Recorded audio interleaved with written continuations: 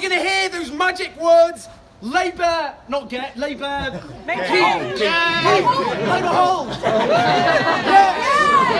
Are we going to keep Peterborough red? Yes! Hey, we can all go home then. Look, this is such an important by-election. This is a historic by-election. We are ranged against the politics of fear, the politics of bigotry, the politics of hatred. A party bankrolled by Tory multimillionaires that has the cheek to call itself anti-establishment, led by people who want to privatise the National Health Service, slash taxes on the rich and attack workers' rights. They are a pro-establishment party that stand only for the wealthy elites that they are bankrolled for, and we need to be absolutely clear about that. Now, this is a time of slight chaos, to say the least. I don't know if anyone's noticed that as of late, but we need to be absolutely clear that this country was plunged into catastrophe by a Conservative party which for decades has promoted economic policies that have caused social ruin and massive political disillusionment as a consequence, whether it be deindustrialisation in the 80s, whether it be the politics of austerity that we suffered for the last decade, and that has led this country to the precipice in the biggest turmoil we've had since World War II, and every single bit of that chaos is on a Conservative party which is now disintegrating before our very eyes. Now, I know we're supposed to be mourning Theresa May, collectively grieving this terrible personal tragedy of a Prime Minister who, let's not forget, and I'm going to keep repeating a political record till I'm blue in the face, someone who did not cry publicly over those who've had their benefits stripped away from them. Did she ever weep for the disabled people who have had their security stripped away? Did she weep publicly for the Windrush Britons who she drove from their homes and denied medical care and deported from this country? Did she weep publicly for those who burned to death in Grenfell Tower? She didn't even speak to them to begin with.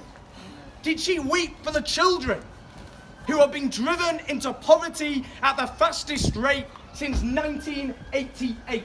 She stood when she became Prime Minister on Downing Street, talking of the burning injustices, and those burning injustices blaze ever brighter because the Tory party have been throwing petrol on those burning injustices for the last few years, and as I've said, that's why we're in this terrible mess. But we've got to remember this: we are not defined by how we voted in the referendum in 2016.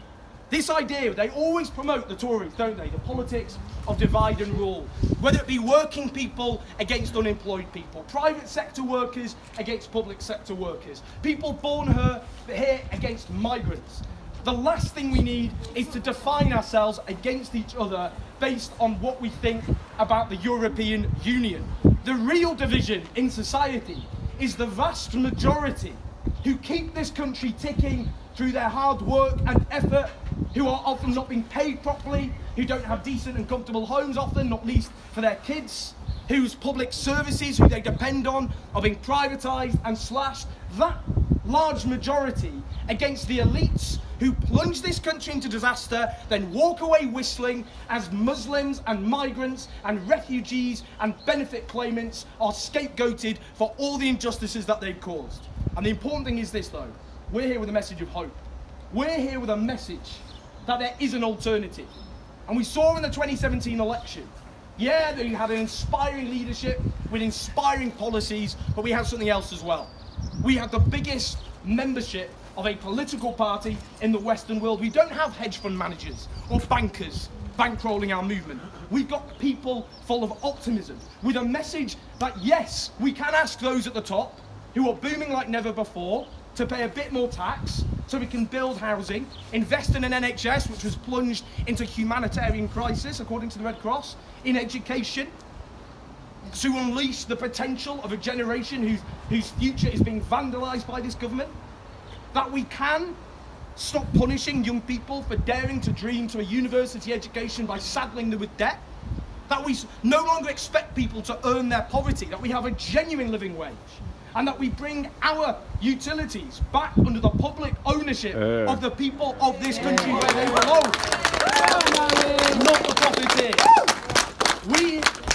We have that message of hope, and we don't just have a message of hope, we have an absolutely incredible and inspiring candidate rooted in her community, somebody who's lived it, who knows the everyday burning issues and injustices that so many people in this constituency suffer from day in, day out. She is somebody who will wake up every single day and think, how can I fight for and champion the people of Peterborough, rather than thinking how she can slash taxes for the rich and hand our public services off to profiteers all the time, while saying blame migrants and refugees and Muslims for all the injustices caused by the powerful. Lisa is going to be an amazing and incredible and inspiring Member of Parliament. So what we're going to do is we're going to take the optimism and hope, which is contagious, it's infectious, we're going to take it on the doorstep, knowing that we are backing an incredible, inspiring, rooted champion of this community. And when we have more MPs like Lisa Forbes